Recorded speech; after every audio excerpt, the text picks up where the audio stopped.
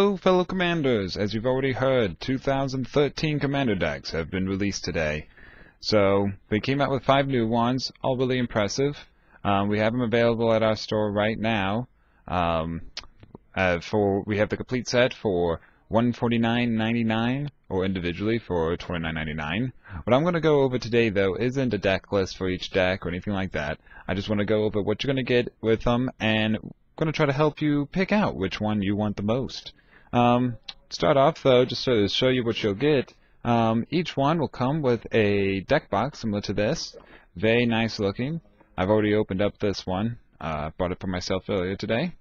So it's pretty cool because it can hold the jumbo cards for you and it can hold your entire deck.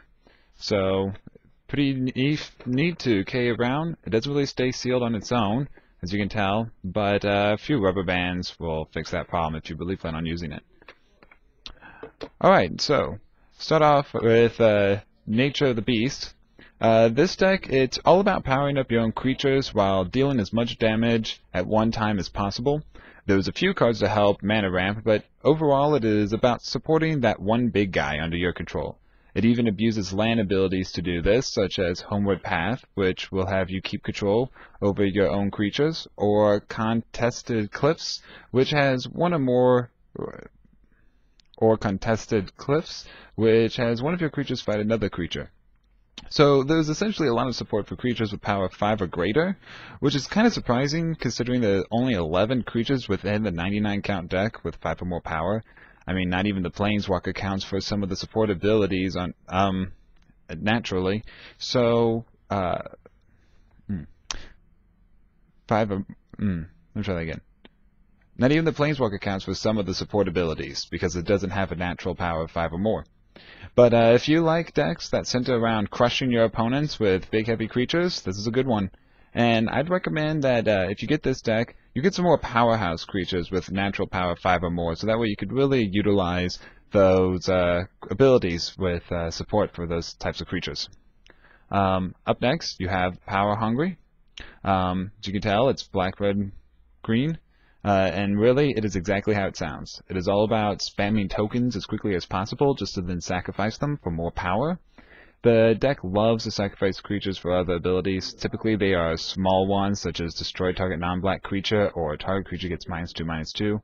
However, the real key are the abilities that activate because a creature died, such as Goblin Sharpshooter, which is a rare in the deck. He untaps whenever another creature dies, but you can tap him to deal 1 damage to target creature or player. So, as you can imagine, you tap him, deal 1, and then you sacrifice a creature for any minor ability. He untaps, you can do it again. If you like tricky decks that keep your opponents on their feet while always having blockers from the attacks, you will love this one. But I'd really recommend that you get Creatures with Devour, which is an ability that allows you to sacrifice creatures when it comes into play and becomes bigger. So that can really take off those other support abilities. And also get more cards that gain bonuses from creatures just naturally dying on their own. And if you're looking for any continuous token producers, look towards the Fungus. Fungus creatures love to produce sapling tokens, so that'll be really good. Alright, so up next you have the Evasive Maneuvers deck. Evasive, I mean, the way they built the deck, Evasive is right. The whole deck is about tapping and untapping creatures while also being able to remove creatures from the field just to return them later. So ideally you're going to target your own. This can be helpful with mass destruction cards within the deck like Kartira's Wrath, but again, the real focus is on tapping or untapping. There seems to be only 2 cards in the deck that actually gains and benefit from having creatures being tapped, untapped, so you will really want to focus on creatures with tapping abilities to abuse, such as Ozma, Lady of Scrolls. She's a wizard, which grants all wizards the ability to tap and let you draw a card. So of course this includes herself. It's also really fun just to tap your opponent's creatures, just to do an all-out attack. But really though, the main strategy for the deck, I think, is to sit back, protect yourself, and wait until it comes down to 1 vs. 1. Then push for the win. So if you like strategic decks that are all about manipulation, you'll really enjoy this complex combo deck. But really, I recommend you get more creatures with better tap abilities. There isn't much in there as for really powerful powerhouse tap abilities. And also find creatures with good when this card enters the battlefield effects. So that way, when you flicker out your cards, you can really become overpowered really fast. And then we have Mind Seize. I mean, just let me ask you, do you hate friendship? Do you thrive on others' hatred? Then you'll love this deck. I mean, it really has some powerful cards which allows you to really drain life out of everyone very quickly. The drawback is that it also does so evenly. So don't expect any allies from your games when you play with this deck. But then again, who needs them? I mean, with creatures like Nakazar, the Mind Razor, who allows you to draw extra cards while draining your opponent's life away, or Deleva, the featured legendary creature, she'll exile the cards from the top of the deck and then allow you to play the instant sorceries for free. And then, of course, who can forget Gutter Snipe? That's right, Gutter Snipe has been reprinted in this deck just to burn your opponent for 2 life every time you play an instant sorcery. So, to really help you out, they also put in a ton of reflection cards, reflection cards. I mean, things like Wild Ricochet, which changes the spell targets to someone else. Or one card, which is a brand new card that I'm really excited for, is called Illusionist Gambit, which will force a player who's currently attacking you to attack someone else. Now, it'll be their choice, but really who cares? I mean, by that point in the game when you cast it, everyone's going to want you dead anyway, so let them worry about who of them dies first.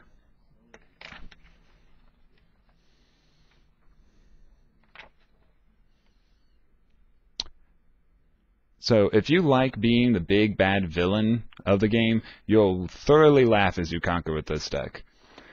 My recommendation, though, is you're definitely going to need more protection cards, such as Ghostly Prison, to defend yourself, because once the onslaught begins, it won't end until you're dead or you win. The fifth one, but not the least, is Eternal Bargain, which is my personal favorite. This deck is really all about immortality. It isn't about killing someone.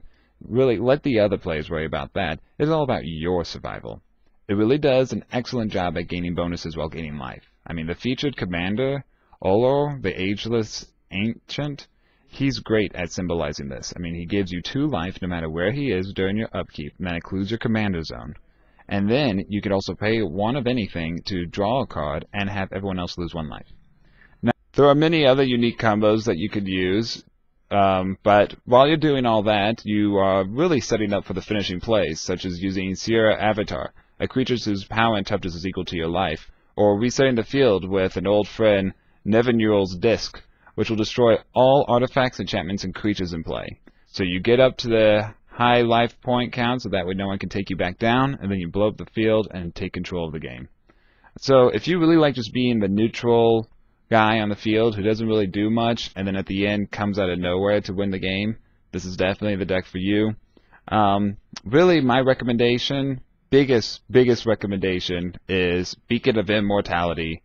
Enough said. I mean, it will double your life points as soon as you cast it, and so if you play it right, you can go from 40 to 80 with just 1 card. And then you actually get to shuffle Beacon of Immortality into your deck. It's an old rare from 5th Dawn, so definitely look into it.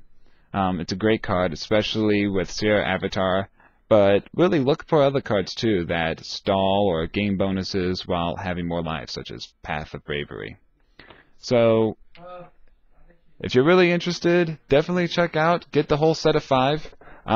This is really good set. Many of really broken cards have been released in here.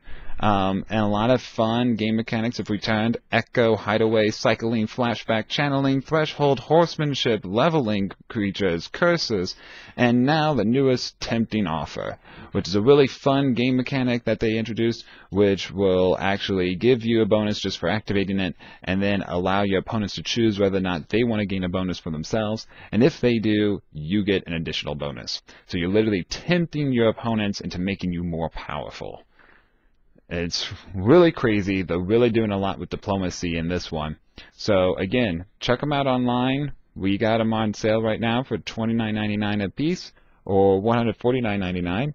I have been told that we don't have them up online individually yet, because we're just trying to keep up with demand for the complete sets right now.